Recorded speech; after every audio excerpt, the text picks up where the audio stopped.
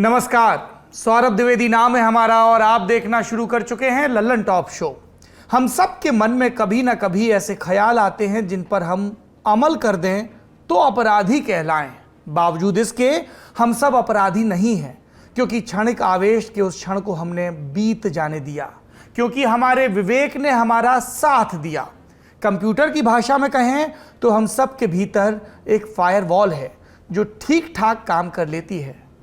फिर आखिर में वो कौन सी चीज़ है जो एक 16 साल के लड़के को अपनी माँ की हत्या करने पर मजबूर कर देती है, वो भी सिर्फ इतनी सी बात पर कि माँ ने ऑनलाइन गेम खेलने से मना कर दिया।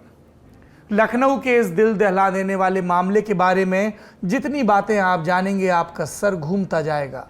2 दिन तक माँ की लाश घर पर रही, बेटे ने दोस्तों के साथ क्रिकेट खेला, फिल्में देखी, पार्टी भी की, और इन सब के दौरान चौथी में पढ़ने वाली उसकी छोटी बहन इतनी डरी थी कि किसी से कुछ कह नहीं पाई, एक कमरे में कैद रही। घर परिवार और पड़ोस के लोग कह रहे हैं कि उन्होंने कभी कल्पना भी नहीं की थी कि ऐसा कुछ हो सकता है। ये इस तरह का इकलौता मामला होता तो शायद हम एक पूरा लल्लन टॉप शो इस वाकये के नाम नहीं करते, लेकिन बीते दिनों में ऐसे कई मामले देखे गए जब बच्चों ने अचानक ऐसे कदम उठाए जो आम समझ से बाहर थे। कभी किसी की जान ले ली, कभी अपनी जान दे दी, और इन सब में एक चीज कॉमन थी, सोशल मीडिया और गेमिंग। इसलिए लल्लन टॉप शो में आज हम लखनऊ वाले मामले के बहाने ये तफसील से समझेंगे कि इंटरनेट पर मौजूद चीजें बच्चों के मानसिक स्वास्थ्य को किस तरह प्रभावित कर रही हैं, और वो कौन से संकेत हैं जिन्हें देखकर आप अंदाजा लगा सकते हैं कि किसी बच्चे को मदद की जरूरत है। शो में ये सब बातें आपके सामने आएंगी और भी कई जरूरी खबरें होंगी, पर सबसे पहले दिन का वीडियो।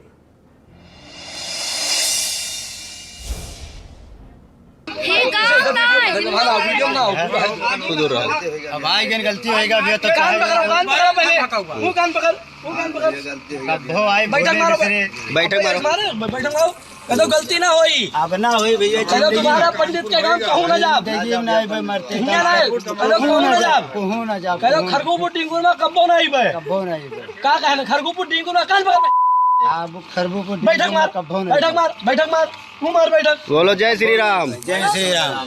फिर से बोल जय श्री राम। जय श्री राम। और बोलो जय श्री राम, जोरत बोलो। जय श्री राम। जोरत श्री राम। जय श्री राम। जोरत बोलो जय श्री राम। जय श्री राम। हाथ उठाकर बोल। ये वीडियो यूपी में गोंडा जिले के खरगोपुर डिंगुर का बताया जा रहा है। भीख मांगने आए फकीरों के साथ गांव के कुछ लोगों ने किस तरह से बदसलूकी की वो आपके सामने है। 3 फकीर चादर लेकर गांव में भीख मांगने पहुंचते हैं, पर भिक्षा की जगह गंदी गालियां मिलती हैं।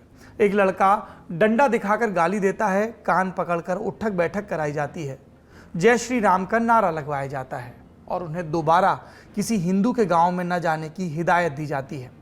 वीडियो के एक हिस्से में लड़का कहता है कि यही लोग कानपुर में पत्थर मार रहे थे। गांव का ही एक व्यक्ति जब लड़के को रोकने की कोशिश करता है तो वो उसे भी पीछे धकेल देता है और कहता है, बहुत देखे हैं तुम्हारी तरह के सेकुलर। गालियां बकते हुए वो फकीरों को गांव के बाहर भेजकर लौटता है। वीडियो बताता है कि नफरत की लकीर राजनीतिक चर्चाओं और बहसों से होते हुए गांव के कोनों तक पहुंच चुकी है। हमने अपने बचपन में देखा, गांव में सन्यासी आते हैं, फकीर आते हैं, लोग उन्हें अपनी तरफ से जो बन पड़ता है देते हैं, नहीं भी देते, लेकिन इस तरह की तस्वीरें नहीं दिखती थी, और अगर इन्हें वक्त रहते नहीं रोका गया तो हालात बहुत बिगड़ जाएंगे। द्वेष की यह भावना पूरे सामाजिक ताने बाने को तबाह कर देगी। जो दोषी हैं उन्हें सज़ा मिले, चाहे उन्होंने कानपुर में पत्थर फेंका हो, सोशल मीडिया पर किसी को गाली दी हो या फिर इस तरह की हरकत की हो। और शायद इसीलिए वीडियो के वायरल होने के बाद गोंडा पुलिस ने ट्वीट किया और कहा कि जांच कर आवश्यक कार्रवाई हेतु थानाध्यक्ष खरगपुर को निर्देशित कर दिया गया है। लेटेस्ट अपडेट यह है कि फकीरों से बदसलूकी करने वाले लड़के को पुलिस ने गिरफ्तार कर लिया है। सुनिए पुलिस का बयान। खरगोपुर थाना क्षेत्र के अंतर्गत ग्राम सभा खरगोपुर डिंगुर में ये गए थे। वहाँ के कुछ स्थानीय लोगों द्वारा इनके बारे में पूछताछ की गई, इनके नाम पता जानने की कोशिश की गई, तो इस पर इनके द्वारा कोई स्पष्ट जवाब नहीं दिया गया। इस पर एक व्यक्ति द्वारा इनके साथ अभद्र व्यवहार किया गया। इस सूचना पर थाना खरगोपुर में सुसंगत धाराओं में अभियोग पंजीकृत करते हुए एक व्यक्ति की गिरफ्तारी की गई है और इस तथ्य की भी जांच की जा रही है कि ये 3 व्यक्ति कौन लोग थे और किस कारण से उस गांव सभा में गए थे। हम अपनी पुलिस से इसी तरह की उम्मीद करते हैं। ये था दिन का वीडियो। अब सुर्खियों का रुख करते हैं।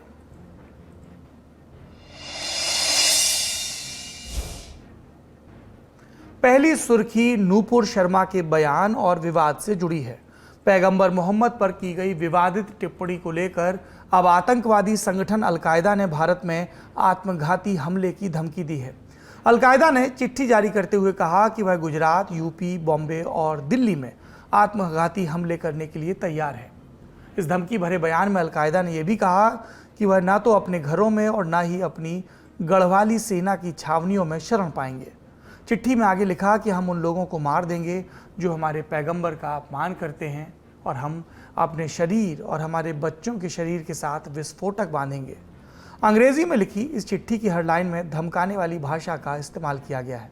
इसके अलावा एक वीडियो भी सामने आया है जिसमें भारतीय मुसलमानों को पैगंबर के अपमान का बदला लेने के लिए उकसाया जा रहा है। इस्लामिक ट्रांसलेशन सेंटर नाम के ग्रुप ने यह वीडियो रिलीज किया है। सुरक्षा एजेंसियों के सूत्रों के मुताबिक ये कोई नया प्रो अलकायदा ग्रुप है। वीडियो में शार्ली हेब्दो की घटना को याद दिलाते हुए नूपुर शर्मा को जान से मारने की धमकी दी जा रही है। नूपुर शर्मा को पहले भी जान से मारने की धमकियां मिल चुकी हैं, जिसके बाद उन्होंने पुलिस में शिकायत दर्ज कराई थी और दिल्ली पुलिस ने उन्हें सुरक्षा भी मुहैया कराई। बीजेपी उन्हें पहले ही पार्टी से निलंबित कर चुकी है। अब all India Muslim personal law board, उसकी भी रिएक्शन आई। उन्होंने नूपुर शर्मा की गिरफ्तारी की मांग की है। उनके खिलाफ धार्मिक भावनाएं आहत कराने के 2 मामले भी दर्ज हुए हैं। 22 जून को मुंबई पुलिस के सामने नूपुर को पेश होना है। दूसरी सुर्खी भी उनके बयान से ही संबंधित है। नूपुर के बयान के बाद कानपुर में बीते दिनों दंगा हुआ। एक समुदाय दुकानें बंद कराने गया, दूसरे समुदाय के लोगों ने दुकान बंद करने से मना किया, फिर हिंसा भड़की। अब इस मामले में पुलिस ने पीएफआई कनेक्शन की बात कही है। कानपुर पुलिस ने 5 पीएफआई सदस्यों को दंगे के केस में आइडेंटिफाई किया है, जिनमें से 3 को गिरफ्तार भी किया जा चुका है। एक आरोपी फरार बताया जा रहा है, जबकि एक अस्वस्थ है। पुलिस ने दावा किया कि इनका नाता 3 जून को हुई हिंसा से है। सुनिए पुलिस कमिश्नर का बयान। ये 2019 में ये 5 लोग आइडेंटिफाई हुए थे, जिसमें से 3 को अरेस्ट करके भेजा गया है। चौथा बीमार है, अभी घर पर ही है। 5वां करीब 1.5-2 साल से अपने वहाँ। तो ये 2019 में आइडेंटिफाई किए गए थे और वर्तमान परिवेश में इनका कुछ लिंक मिल रहा था, जिसी में इनको गिरफ्तार करके जेल भेजा गया है। अब पीएफआई का और कोई सदस्य तो नहीं कानपुर में? कानपुर के अंदर और हो सकते हैं, लेकिन ये 5 पूर्व के आइडेंटिफाइड थे जिन पे कार्रवाई की। इसमें 3 गिरफ्तार हुए हैं जी। 2 नहीं मिल रहे हैं या बीमार हैं? नहीं, ये चौथा यहीं पर है बट बीमार है और चलने फिरने की हालत में नहीं है, और 5वां जो है वो करीब 1.5-2 साल से घर छोड़ के चला गया है। Thank you sir. पुलिस के आरोपों पर पीएफआई का भी जवाब आया। पीएफआई के महासचिव अनीस अहमद ने दावा किया कि इसका कनेक्शन कानपुर हिंसा से नहीं है, क्योंकि पीएफआई की यूपी में कोई ब्रांच ही नहीं है। तीसरी सुर्खी, ये आपकी जेब से जुड़ी है, क्योंकि आपके घर और कार जैसे लोन की ईएमआई बढ़ सकती है। 50 बेसिस पॉइंट की बढ़ोतरी के साथ रेपो रेट 4.40 से अब 4.90 हो गया। रिजर्व बैंक के गवर्नर शक्तिकांत दास ने मौद्रिक नीति समिति की बैठक के बाद आज रेपो रेट बढ़ाए जाने की जानकारी दी। आरबीआई की तरफ से लगातार दूसरे महीने रेपो रेट में बढ़ोतरी की गई है। रेपो रेट वो दर होती है जिस पर आपके बैंक रिजर्व बैंक से कर्ज लेते हैं। चूंकि अब रेपो रेट बढ़ गई है तो बैंकों को ज़्यादा ब्याज चुकाना होगा और इसीलिए वो आपको दिए कर्ज पर भी ज़्यादा पैसा वसूलेंगे। इसीलिए कर्ज की किस्त यानी कि ईएमआई आपको अब पहले की तुलना में महंगी पड़ेगी। पर एक फ़ायदा भी है। आरबीआई के इस कदम से अगर ईएमआई बढ़ सकती है तो बैंक में जमा पैसे पर मिलने वाले ब्याज की रकम भी बढ़ सकती है। यहाँ एक बात समझने वाली है, ईएमआई तो बढ़कर रहेगी, आपकी जमा रकम पर ब्याज बढ़ सकता है, संभावना है। आरबीआई द्वारा रेपो रेट बढ़ाने के पीछे बढ़ती महंगाई बताई गई। महंगाई को कंट्रोल करने के लिए ये कदम उठाया गया। इसे एक तरह से नकदी समेटना भी कहते हैं। कहा जा रहा है कि ब्याज दर ज़्यादा होगी तो लोन कम लिए जाएंगे, लोन कम लिए जाएंगे तो पैसा हाथ में कम होगा, खर्च भी कम किया जाएगा, डिमांड और सप्लाई बराबर रहेगी। दरअसल बैंक चाहता है कि महंगाई 4% के आसपास रहे, ऊपर नीचे हो भी तो 2% से कम ना हो और 8% से ज़्यादा ना हो। बावजूद इसके बीते महीनों में महंगाई लगातार 6% के पार रही। फिलवक्त खुदरा महंगाई दर 8% के आसपास चल रही है। सांख्यिकी मंत्रालय द्वारा जारी किए गए आंकड़े के मुताबिक अप्रैल 2022 में खुदरा महंगाई दर 7.79% रही, जो कि बीते 18 महीनों का सर्वोच्च पॉइंट था। थोक महंगाई दर तो 25 साल के रिकॉर्ड स्तर पर पहुंच गई है और ये 14% को पार कर चुकी है। इसी सिलसिले में आरबीआई लगातार 2 बार रेपो रेट बढ़ाकर कोशिश कर रहा है। अगर इस पर भी कंट्रोल नहीं हुआ तो बार बार रेपो रेट बढ़ाने से मंदी का भी खतरा हो सकता है। चौथी सुर्खी, केंद्र सरकार ने 17 खरीफ फसलों के लिए न्यूनतम समर्थन मूल्य यानी मिनिमम सपोर्ट प्राइस MSP को बढ़ाने की मंजूरी दे दी है। केंद्रीय कैबिनेट ने 2022-23 के फसल वर्ष के लिए धान की MSP को 100 रुपये बढ़ाकर 2040 रुपये प्रति क्विंटल कर दिया है। इसी तरह बाजरे पर 100 रुपये, मक्के पर 92 रुपये, उड़द पर 300 रुपये, मूंगफली पर 300 रुपये और तिल पर 523 रुपये प्रति क्विंटल बढ़ाया गया MSP। इससे खरीफ की फसल के लिए के संदर्भ में किसानों के लिए राहत भरा फैसला माना जा रहा है। खरीफ की फसल ये उन फसलों को कहा जाता है जिनकी बुआई भारत में जून जुलाई के महीने में होती है, चौमासा शुरू होते वक्त, और कटाई अक्टूबर में की जाती है, क्योंकि उसके बाद फिर गेहूं का सीजन शुरू होता है। दूसरी फसल इसमें क्या आता है? धान, मक्का, ज्वार, बाजरा, मूंग और कपास जैसी फसलें। इसके अलावा सरकार जल्द ही व्यापारियों को भी लगभग 1.2 मिलियन टन गेहूं बाहर भेजने की अनुमति देने पर विचार कर सकती है। आप कहेंगे ये MSP से इस पर आ गए। दरअसल दोनों खबरें कृषि क्षेत्र से जुड़ी हैं। एक MSP बढ़ाने को लेकर है और दूसरी रियायत देने को लेकर है। न्यूज एजेंसी रॉयटर्स के मुताबिक पिछले महीने गेहूं के निर्यात पर अचानक प्रतिबंध के बाद से कई बंदरगाहों पर गेहूं की खेप फंस गई थी। अब इन्हें रवाना किया जा सकता है। पांचवी सुर्खी उत्तर प्रदेश विधान परिषद चुनाव से जुड़ी है। बीजेपी ने अपने 9 MLC प्रत्याशियों की लिस्ट जारी कर दी। इसमें केशव प्रसाद मौर्य, चौधरी भूपेंद्र सिंह, दयाशंकर दयालु जैसे वो सारे नाम हैं जो योगी आदित्यनाथ की मंत्रिपरिषद का हिस्सा बने हैं। हम जानते हैं ये नियम है, मंत्री बनने के दौरान या उसके बाद 6 महीने के भीतर सदन का, किसी भी एक सदन का उत्तर प्रदेश के संदर्भ में हिस्सा बन जाना चाहिए। बीजेपी की सूची में एक चौंकाने वाला नाम मुकेश शर्मा का है, जो फिलहाल बीजेपी में लखनऊ महानगर के अध्यक्ष हैं। जानकारों का कहना है रक्षा मंत्री राजनाथ सिंह से करीबी उनके काम आई। एक और बात पर लोगों ने ध्यान दिलाया कि इसमें मुलायम सिंह यादव की पुत्रवधू अपर्णा यादव का नाम नहीं है। अपर्णा विधानसभा चुनाव के पहले सपा का दामन छोड़कर भाजपा में आई थी, और जब आई थी तो JP नड्डा समेत तमाम बड़े नेताओं ने उन्हें पार्टी की सदस्यता दी थी। विधानसभा का टिकट नहीं मिला, चर्चा थी कि शायद MLC बन जाए, पर फिलहाल बीजेपी वेट एंड वॉच के मूड में है। बीजेपी के अलावा समाजवादी पार्टी के भी 4 प्रत्याशियों का आज नामांकन हो गया। विधायकी का ये चुनाव हारे स्वामी प्रसाद मौर्य, इटावा के पुराने समाजवादी सोबरन यादव के बेटे मुकुल यादव, जिन्होंने करहल की सीट छोड़ी थी अखिलेश यादव के लिए। इन 2 का MLC बनना तय है। इसके अलावा 2 मुस्लिम चेहरों को भी तरजीह दी गई, जैस्मीन अंसारी और शाहनवाज खान। कहा गया कि यहां पर आजम खान की चली और किसकी नहीं चली? कांग्रेस छोड़कर सपा में आए सहारनपुर के कद्दावर नेता इमरान मसूद का नंबर इस बार भी नहीं आया। इमरान मसूद से जुड़े सूत्रों का कहना है कि अखिलेश यादव ने विधानसभा चुनाव से पहले उन्हें प्रॉमिस किया था कि चुनाव के बाद अगर सरकार बनी तो वो मंत्री पद की शपथ लेंगे, और सरकार नहीं बनी तो राज्यसभा या विधान परिषद जहां भी मौका लगेगा उन्हें भेजा जाएगा। पर दोनों ही चुनाव बीत गए, इमरान का नंबर नहीं आया। यूपी की बात करें तो यहां 13 सीटों पर 20 जून को चुनाव होना है। अगली सुर्खी, इसका संबंध सिद्धू मूसेवाला के हत्याकांड से है। आज उनके लिए अंतिम अरदास का आयोजन किया गया। इसके लिए मूसेवाला के परिवार के साथ हजारों प्रशंसक भी पहुंचे। इस मामले में एक और अपडेट आया।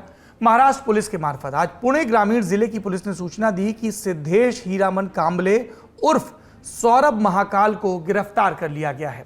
सौरभ महाकाल को मकोका के एक पुराने केस के संदर्भ में गिरफ्तार किया गया है। मूसेवाला हत्याकांड में सौरभ महाकाल की भूमिका का अंदेशा होने के चलते पंजाब पुलिस को उसकी तलाश थी।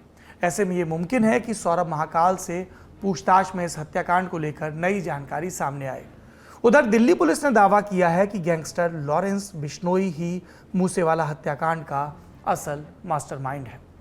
इस मामले में एक बड़ा खुलासा यह भी हुआ कि पंजाब पुलिस गैंगस्टर गोल्डी बरार के खिलाफ रेड कॉर्नर नोटिस जारी करना चाहती थी। इस सिलसिले में सिंगर सिद्धू मूसेवाला की हत्या से 10 दिन पहले ही सीबीआई को एक प्रस्ताव भी भेज दिया गया था, लेकिन तब सीबीआई ने उस प्रस्ताव पर कोई एक्शन नहीं लिया और 10 दिन बाद ये खबर आई। और यहाँ पर एक बात और भी है कि किस तरह से जिम्मेदारियों को एक दूसरे पर डालने की कोशिश की जा रही है। अभी ये स्पष्ट नहीं है कि सीबीआई ने गोल्डी बराड़ के खिलाफ रेड कॉर्नर नोटिस जारी क्यों नहीं किया, उनकी वजह क्या है।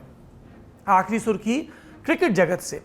लंबे वक्त तक महिला क्रिकेट टीम की कप्तान रही हमारे देश की शान मिताली राज ने आज क्रिकेट के हर फॉर्मेट से संन्यास का ऐलान किया।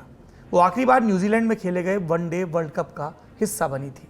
उनकी कप्तानी में टीम सेमीफाइनल से पहले ही बाहर हो गई थी। मिताली राज ने 26 जून 1999 को इंटरनेशनल क्रिकेट में डेब्यू किया। इस दौरान उन्होंने 12 टेस्ट, 232 वनडे और 89 टी20 मैच खेले इंटरनेशनल। तीनों फॉर्मेट को मिलाएं तो 10,000 से भी ज़्यादा रन बनाए। उन्होंने रिटायरमेंट का ऐलान करते हुए एक इमोशनल लेटर अपने सोशल मीडिया अकाउंट पर शेयर किया, जिसमें कहा कि उनके जीवन के पिछले 23 वर्ष सबसे ज़्यादा चुनौतीपूर्ण और आनंददायक रहे हैं। ये थी सुर्खियां। अब चलते हैं दिन की बड़ी खबर की तरफ।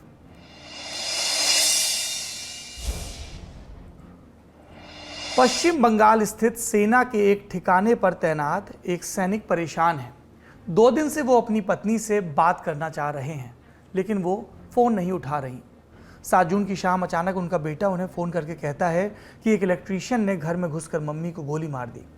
खबर सुनकर किसी के भी पैरों तले ज़मीन खिसक सकती है। बावजूद इसके सैनिक अपने भाई को फ़ोन कर घर जाने को कहते हैं, क्योंकि घर पर अब भी उनका 16 साल का बेटा और करीब 10 साल की बच्ची मौजूद है। परिजन घटनास्थल पर पहुंचते हैं, यानी घर पहुंचते हैं और पुलिस को खबर की जाती है। 7 जून को ही रात 9 बजे के करीब लखनऊ पुलिस की एक टीम अपने साथ फॉरेंसिक लैब के लोगों को लेकर वारदात वाले घर पर पहुंचती है। मृतक का 16 साल का बेटा पुलिस को बताता है कि घर में बिजली का काम चल रहा था और एक इलेक्ट्रीशियन का आना जाना लगा रहता था। 6 जून को किसी बात पर इलेक्ट्रीशियन और मां के बीच बहस हो गई, जिसके बाद उस बिजली वाले ने उनकी गोली मारकर हत्या कर दी। इसका मतलब घटना एक दिन पहले की थी। लड़का और परिजन घटना बयान कर रहे हैं, लेकिन पुलिस का ध्यान लगा है उस तेज दुर्गंध पर जो हत्या के कमरे में ही नहीं पूरे घर में भरी पड़ी है, यानी शव सड़ना शुरू हो चुका है। ये एक दिन में होना असंभव है और यहीं से पुलिस के दिमाग में शक पैदा होता है कि उसे बताई जा रही कहानी में गड़बड़ है। पुलिस शुरुआती मुआयने में ये पाती है कि घर में घुसने का सिर्फ एक रास्ता है, सामने वाला दरवाज़ा, और वहाँ किसी के जबरन घुसने के निशान नहीं, ना ही पड़ोसियों ने किसी को घुसते देखा। पुलिस को एक बात और समझ से परे लगती है, हत्या के लिए इस्तेमाल हुई सैनिक की लाइसेंसी पिस्टल जो कि घर पर रखी थी। इलेक्ट्रीशियन को कैसे मालूम था कि पिस्तौल कहाँ रखी है? इसके बाद पुलिस अपना पूरा ध्यान लगाती है उन लोगों पर जो घर पर रहते थे, माँ, बेटा, बेटी और एक पालतू कुत्ता। माँ की हत्या हो चुकी है। बेटा जो बता रहा है वो न सिर्फ अटपटा है बल्कि उसकी कॉल डिटेल से भी मैच नहीं कर रहा।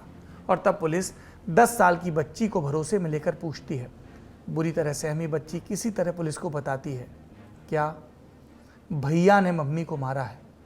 और तब पुलिस लड़के से सख्त होकर पूछताछ शुरू करती है और फिर लड़का जो बताता है वो आप लखनऊ पुलिस की ईस्ट जोन के एडीसीपी SM कासिम आब्दी से सुनिए। फादर का लाइसेंसी पिस्टल थी और वो पिस्टल भी मौके पर ही मिली। जब थोड़ा और डिटेल पूछताछ की, आसपास के लोगों से पूछताछ किया गया तो लोगों ने कहा कि किसी का आने जाने का कोई प्रश्न नहीं उठता, क्योंकि मकान इस तरह की उसकी बनावट है कि केवल मेन डोर से एंट्री है और कोई फोर्स एंट्री के कोई साइन नहीं है। तो उसकी स्टोरी में कुछ लूपहोल्स मिले, जो लड़का जो स्टोरी बता रहा था उसमें कुछ लूपहोल्स मिले। उसके जो मोबाइल चेक किया गया उसमें कुछ चीज़ें ऐसी मिली जिससे कि शक की सुई उसकी तरफ गई। और फिर जो बच्ची थी उसको कॉन्फिडेंस में लेकर के पूछा गया तो बच्ची फिर टूट गई। फिर बच्ची ने कुछ चीज़ें बताई और फिर फाइनली जब लड़के से फिर कन्फ्रंट किया गया तो लड़के ने फिर कन्फेस किया।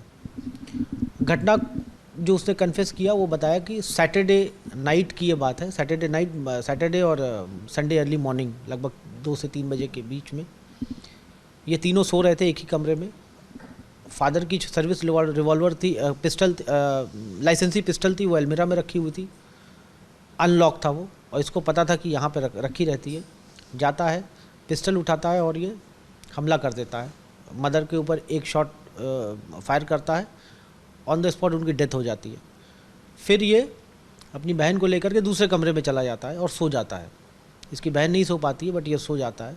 अगले दिन उठता है जो इसका रूटीन होता है वो नॉर्मल जो रेगुलर रूटीन होता है वही फॉलो करता है। सुबह जाता है क्रिकेट खेलने, फ्रेंड्स के साथ जाता है, हैंग आउट करता है, बाहर जाता है, फिर आता है, शाम को आता है, कुछ फ्रेंड्स को लेकर के आता है, रात को ये लोग पार्टी करते हैं, मूवीज़ देखते हैं। तो ऐसा कुछ इस तरह से इसने किसी और को शक नहीं होने दिया कि इस तरह कोई घटना हुई है। बेटा हत्या करता है, उसके बाद क्रिकेट खेलता है, पार्टी करने दोस्तों तक को घर बुलाता है, मानो कोई मशीन हो जो बिना किसी भावना के अपना काम करती रहती है। एडीसीपी कासिम ने आगे बताया कि दुर्गंध रोकने के लिए बेटा रूम फ्रेशनर का भी इस्तेमाल कर रहा था। पड़ोसियों को ये बता रखा था कि दादी की तबीयत खराब है और इसीलिए मम्मी चाचा जी के यहाँ गई हुई हैं। बहन को वो पड़ोसी के यहाँ ले जाकर खाना खिला रहा था, पर वो बेचारी कुछ बोल नहीं पाई क्योंकि उसे धमकी मिली थी कि कुछ कहा तो तुम्हारा भी वही हाल कर दूंगा जो माँ का किया। जब शव की दुर्गंध को छिपाना नामुमकिन हो गया तब लड़के को अपने पिता को फ़ोन करना पड़ा और वहाँ भी कहानी सुना दी गई। इस पूरे घटनाक्रम में सबसे हैरतअंगेज वो कारण था जिसके चलते लड़के ने अपनी माँ की जान ली। सुनिए पुलिस को लड़के ने क्या बताया। कारण क्या है, वजह क्या है?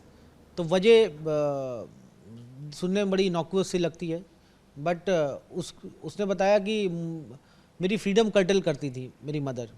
मुझे गेम्स नहीं खेलने देती थी, मुझे मोबाइल नहीं यूज़ करने देती थी, हर चीज़ के ऊपर शक करती थी। मैं बाहर जाता था, पूछती थी, 10 सवाल करती थी, कहाँ जा रहे हो, किससे मिल रहे हो। तो एक उसको लगता था कि ये रिस्ट्रिक्शन है, अनवांटेड रिस्ट्रिक्शन है, जिससे कि ये आज़ाद होना चाहता था।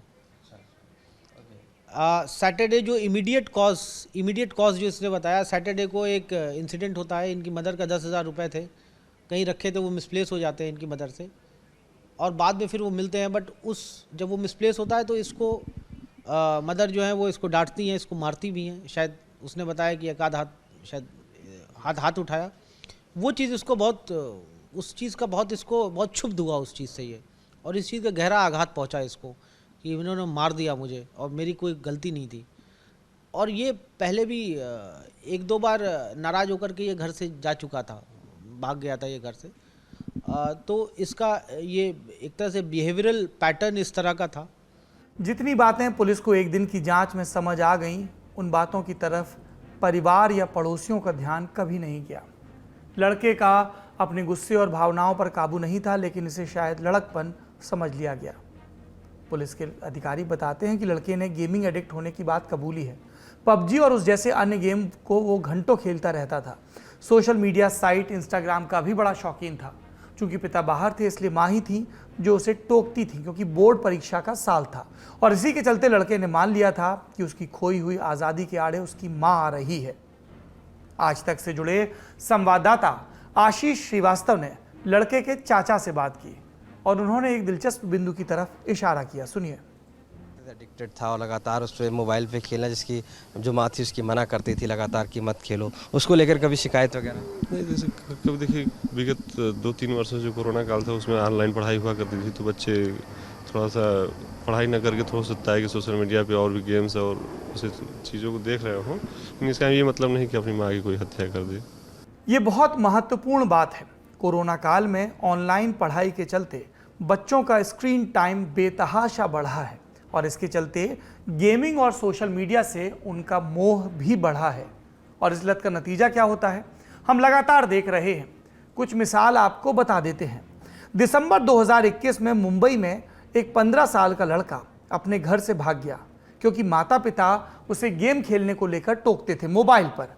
माँ बाप ने फ़ोन से सिम निकाल कर रखना चालू कर दिया तो लड़का रेलवे स्टेशन जैसी ओपन वाईफाई वाली जगहों पर जाकर गेमिंग करने लगा। जब टोका जाता तो वो अपने गुस्से को काबू नहीं रख पाता। आखिरकार एक दिन वो घर से भाग गया। पुलिस में शिकायत की गई। लड़के के साथ पबजी खेलने वाले बच्चों से संपर्क किया गया और इन्हीं में से एक के यहाँ लड़का मिल गया गेम खेलते हुए। दिसंबर 2021 में ही राजस्थान के नागौर जिले में एक 16 साल के लड़के ने 12 साल के अपने चचेरे भाई की गला दबाकर हत्या कर दी क्योंकि दोनों के बीच ऑनलाइन गेम्स के पेमेंट टोकन को लेकर झगड़ा हो गया था। इसके बाद उसने लाश को खेत में गाड़ दिया और सोशल मीडिया के जरिए परिवार से 5 लाख की फिरौती भी मांग ली। अब पिछले महीने यानी मई 2022 की इस खबर को देखिए। गुजरात के राजकोट में एक 17 साल के लड़के ने खुदकुशी कर ली। मां ने पुलिस को बताया कि लड़के को पबजी की लत थी।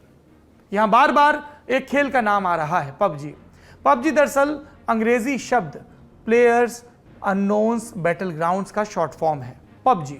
पबजी इंटरनेशनल पर खेला जाता है। अलग अलग लोग एक ही खेल में शामिल हो सकते हैं। खेलते हुए आपस में बात भी कर सकते हैं। खेलते हुए लगेगा कि आप एक कमांडो हैं और एक असली मिशन पर हैं। ऐसे खेलों को हम कहते हैं बैटल रॉयल गेम्स। पबजी इनकी एक चर्चित किस्म है, पर ऐसा नहीं कि सभी लोग पबजी ही खेलते हैं। बैटल रॉयल जॉनर के कई और खेल हैं जिनमें मारधाड़ है और जो इतने लोकप्रिय हैं कि उनकी लत लगने की शिकायतें मिलती रहती हैं। पबजी का उल्लेख अलग से इसलिए किया गया क्योंकि आप ऑनलाइन गेमिंग की लत और उसके चलते सुसाइड या हत्या की खबरें तलाशेंगे तो इस गेम का जिक्र खूब सारी खबरों में मिलेगा। लखनऊ में जो हुआ उसे लेकर पुलिस की जांच अभी जारी है और दोषी या निर्दोष का फैसला न्यायालय से होगा। लेकिन यहाँ तक आते आते ये स्थापित हो जाता है कि सोशल मीडिया और ऑनलाइन गेमिंग के चलते बच्चों के मानसिक स्वास्थ्य पर किस तरह का असर पड़ रहा है। इसे लेकर हमने बात की डॉक्टर आरती से, जो सर गंगाराम अस्पताल में क्लिनिकल साइकोलॉजिस्ट हैं। डॉक्टर आरती ने इस तरफ इशारा किया कि लखनऊ वाले मामले में गेमिंग की लत से इतर कारण भी हो सकते हैं। सुनिए। मानसिक बीमारी एडिक्शन के अलावा भी होगी, क्योंकि एडिक्शन तो है ही इसको, like he is addicted to gaming, addiction है ही, क्योंकि एडिक्शन, गेमिंग एडिक्शन के कुछ लक्षण होते हैं। सबसे पहला लक्षण कि जब आप उसको मना करोगे नहीं खेलने के लिए तो गुस्सा आएगा, इरिटेबिलिटी होगी, एंगर आउटबर्स्ट होंगे, एक ये। दूसरा, वो प्रायोरिटी किसको देगा? अपनी एडिक्टिव बिहेवियर को। उसके लिए खाना पीना, सोना, सोशलाइजेशन वो सेकेंडरी बन जाते हैं। तो गेमिंग एडिक्शन में क्या होता है, बच्चा ज्यादा से ज्यादा टाइम अकेला व्यतीत करता है और अपनी गेमिंग पे ही ध्यान देता है। और अगर उसको उसके इस बिहेवियर से मना किया जाए या हटाया जाए तो उसमें एक तरह की एंगर इश्यूज हो जाता है, एंगर आउटबर्स्ट होता है, एंगर या बिहेवियरल इश्यूज हो जाते हैं जिसमें वो बात नहीं मानेगा, खाना नहीं खाएगा, इस तरह के बिहेवियर्स वो शो करेगा। दूसरा, एक और चीज हम देख सकते हैं कि कई बार जो एडिक्टेड है वो क्यों कई बार गेमिंग में एडिक्शन हो रही है, because he has some anxiety issues, depression हो रहा है या कोई इंटरपर्सनल प्रॉब्लम है।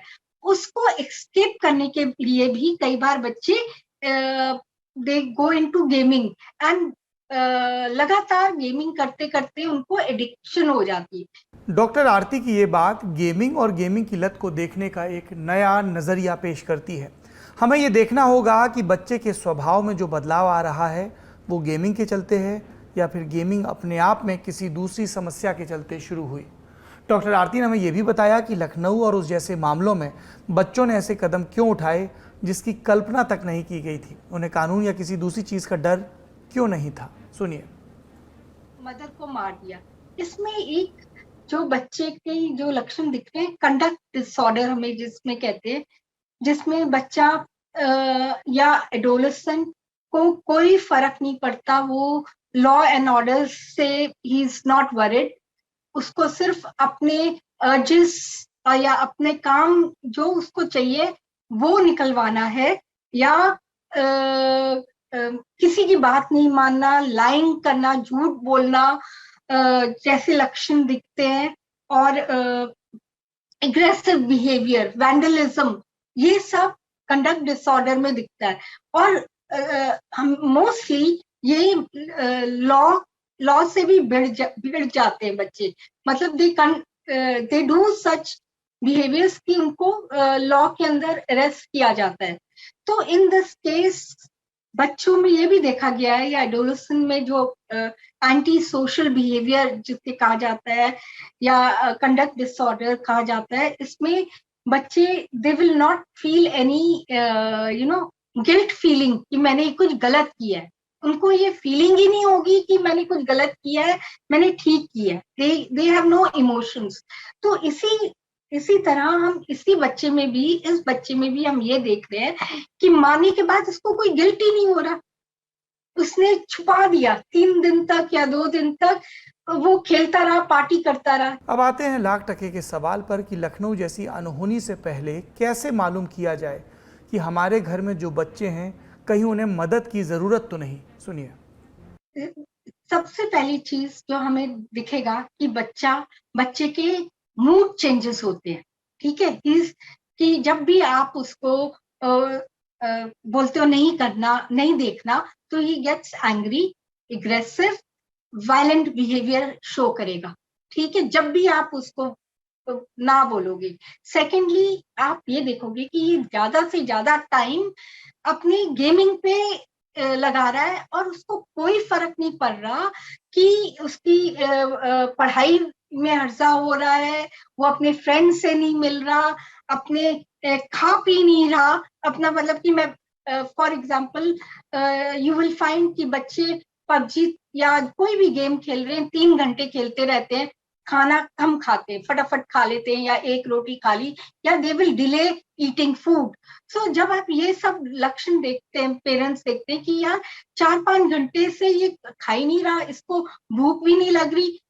Most important thing, sleep disturbance, ठीक है, कि रात को 3-4 बजे तक खेलना, कि छुप छुप के खेलना, पेरेंट्स को पता ही नहीं लगना, या बाद में पेरेंट्स को पता लगे कि ये तो 4 बजे तक गेम खेलता रहा है, एंड सुबह उठ नहीं पाना, और क्लास अटेंड नहीं कर पाना, ऑनलाइन क्लासेस या क्लास में स्टडीज में बहुत ज्यादा प्रॉब्लम्स आ रही हैं बिकॉज ऑफ दिस थिंग। तो घर में तो आपको ये पता चलेगा कि उसकी स्लीप ही नहीं, he is not able to sleep, भूख कम होना, स्लीप डिस्टर्बेंसेस होना, पेरेंट्स के साथ लड़ाई झगड़ा, इरिटेबिलिटी, सोशलाइजेशन कम कर देना, and most important, they remain isolated in one room.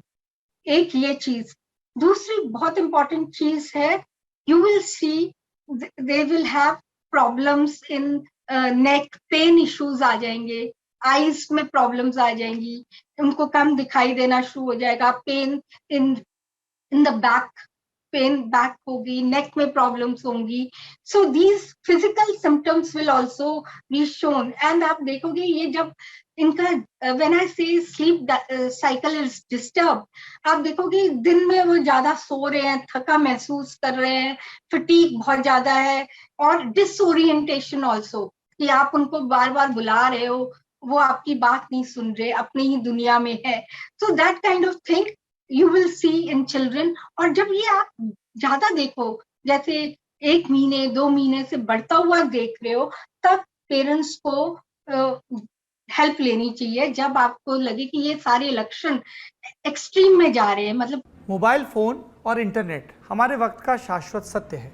बच्चों के असाइनमेंट आते हैं, पढ़ाई के लिए या किसी दूसरी चीज़ के लिए हम उनको मोबाइल देते ही, हालांकि सलाह ये दी जाती है कि निगरानी में दें और कम से कम एक्सपोजर टाइम रखें। हम खुद भी जिस रोज़गार में हैं, जिन चीज़ों में, यानी कि बड़े आपके और हमारे जैसे लोग, वो भी रात दिन मोबाइल पर लगे रहते हैं। बहुत मुमकिन है कि आप ये लल्लन टॉप शो भी मोबाइल पर देख रहे हैं। तो क्या किसी चीज़ को सिरे से खारिज कर दिया जाए? ये मुमकिन नहीं है। इसी मोबाइल के ज़रिए हमारी ज़िंदगी आसान भी होती है। इसी इंटरनेट के ज़रिए बैंक ट्रांजैक्शन से लेकर सरकारी कागजात बनवाने तक और दुनिया जहान की चीज़ें जानने तक। लेकिन हर शक्ति के साथ एक जिम्मेदारी आती है। बड़े शायद थोड़े से ज़्यादा समझदार हों इसे बरतने में, पर बच्चे वो इसके पंजे में फंस रहे हैं, वो इसका शिकार हो रहे हैं, इसके गुलाम हो रहे हैं। गेमिंग करते हुए उनके दिमाग में एक अलग तरह का जुनून पैदा होता है, एक्साइटमेंट पैदा होता है। जब स्कूल बंद हुए तो बच्चों का स्क्रीन टाइम बढ़ा और इंटरनेट से रिश्ता बढ़ा और गेमिंग पर उनकी निर्भरता भी बढ़ी। सार्वजनिकता, सामुदायिकता कम हुई और वो इस ओवरडोज के शिकार हो गए। ऐसे मामलों में हमें अब क्या कदम उठाने चाहिए? सुनिए विशेषज्ञ से। ये जो एक्सट्रीम केसेस होते हैं, इसमें तो सबसे पहले जो होता है ना, इसको prevention is better than cure, ठीक है। तो पेरेंट्स को जैसे ही ये लक्षण दिखे, तो ये लक्षण फटाफट क्या करने चाहिए, इनको लक्षणों को देखकर इनका समाधान ढूंढना पड़ेगा। आप साइकोलॉजिस्ट के पास जाइए और उनसे काउंसलिंग लीजिए। अब अगर बहुत ज्यादा हो गई है तो प्रिवेंशन में ये भी हम कर सकते हैं कि आपको पेरेंट्स को भी अपने through modelling, through their own behaviour, laptop और फोन्स का कम यूसेज, कि बच्चे को बताएं कि सब परिवार लोग इतना ही टाइम गेमिंग कर लेंगे या टीवी देख लेंगे या मोबाइल देख लेंगे। एक तरह से सारे परिवार की एक वो होनी चाहिए, रूल होना चाहिए कि बच्चा बैठ के सब परिवार के लोग इतने घंटे ही देखेंगे, एक तरह से ये करा जाए। सेकेंडली, अगर बहुत ज्यादा है तो he will require clinical counselling sessions from a psychologist. Parents को भी टीवी काउंसलिंग होगी। साथ में अगर एडिक्शन इतनी ज्यादा है, जहाँ पे बिहेवियरल इश्यूज बहुत ज्यादा आ रहे हैं, जैसे एंगर एंड वायलेंट बिहेवियर, वहां पे sometimes we might have to give medication. पिछले साल यानी 2021 में एक रिपोर्ट आई थी, Indian Academy of Pediatrics guidelines on screen time and adolescents. इसके मुताबिक भारत में 96% नवजात बच्चे 10 महीने की उम्र के भीतर स्मार्टफोन के संपर्क में आ जाते हैं। कुछ मामलों में तो 2-2 महीने के नवजात तक मोबाइल फ़ोन देखने लगते हैं। अब इस वाक्य को मैं दुरुस्त कर देता हूँ। 2 महीने का बच्चा मोबाइल फ़ोन नहीं देखने लगता, उसे बहलाने के लिए हम उसके सामने मोबाइल फ़ोन पर कुछ चला कर रख देते हैं। और एक्सपर्ट्स वो क्या कहते हैं इसके बारे में कि 18 महीने से छोटे बच्चों को तो डिजिटल मीडिया और मोबाइल की स्क्रीन से पूरी तरह दूर रखा जाना चाहिए। 2 से 5 साल के बच्चों को दिन में 1 घंटे से ज़्यादा मोबाइल के संपर्क में नहीं रखना चाहिए। कई मामलों में बच्चे अपने अभिभावकों से ज़्यादा डिजिटल स्किल रखते हैं और इसीलिए वो माता पिता को भरोसा दिलाने में कामयाब रहते हैं कि उन्हें किसी निगरानी की ज़रूरत नहीं। और माता पिता भी बड़े उससे बताते हैं आजकल के बच्चे तो बड़े स्मार्ट हैं, पर सच क्या है, आत्मनियंत्रण उन बच्चों का कम होता है। इसीलिए बच्चे किसी भी इनाम के लालच में गेमिंग के आदी बनते जाते हैं। ये इनाम कुछ भी हो सकता है, पॉइंट्स या कोई शील्ड या फिर जीत की खुशी। इसलिए सारे खेलों में जीतने और खोजने के लिए बहुत कुछ रखा जाता है। गेम डिज़ाइन ही इस तरह से किया जाता है कि लोग लंबे समय तक उसे खेलते रहें। छोटे छोटे इनाम पाने का ये सिलसिला वक्त के साथ इतना हावी हो जाता है कि गेमिंग से इतर किसी और चीज़ का महत्व बच्चा समझ ही नहीं पाता और तब पैदा होती है अनहोनी की गुंजाइश। मोबाइल फ़ोन या गेमिंग अपने आप में ख़राब नहीं है और ना ही इसके चलते हमारे बच्चे पूरे के पूरे बिगड़ रहे हैं। वो मोबाइल ही था जिसने आपके बच्चों को कोरोना काल में क्लास से दूर रहते हुए भी क्लास तक पहुंचाया। और गेमिंग एक स्किल है। आप ये जानकर हैरान होंगे कि ऐसी जगहों पर जहां तेज़ रिफ्लेक्स की ज़रूरत होती है, मिसाल के लिए फाइटर पायलट, वहां गेमर्स बहुत अच्छा प्रदर्शन करते हैं। इससे ये स्थापित है कि सारा खेल चुनाव का है। हमें चुनना होगा कि हमें मोबाइल और गेमिंग से क्या चाहिए। और चूंकि बच्चे सारी चीज़ें अपने से नहीं समझ सकते, इसलिए आपको इस चुनाव में उनकी मदद करनी होगी, उनके साथ खड़े होना होगा, सख्ती भी करनी होगी, मानसिक स्वास्थ्य को लेकर सतर्क रहना होगा। ये छोटे छोटे काम करेंगे तो आप और आपके बच्चे महफूज रहेंगे। ये था आज का लल्लन टॉप शो। आखिरी में सोशल मीडिया ऐप कू पर पूछी गई राय। सवाल क्या है? क्या कोरोना काल में आपके बच्चों के स्वभाव में परिवर्तन आया है? हाँ कहने वालों की संख्या 77% है, नहीं कहने वालों की संख्या 23%। अगर आप भी इस सोशल मीडिया ऐप कू पर हमारे पोल का हिस्सा बनना चाहते हैं तो लल्लन टॉप को वहां जाकर ज़रूर फॉलो करें। आज के लल्लन टॉप शो में इतना ही। अपनों का, खास तौर पर अपने बच्चों का खूब ख्याल रखें। शुक्रिया, शुभ रात्रि।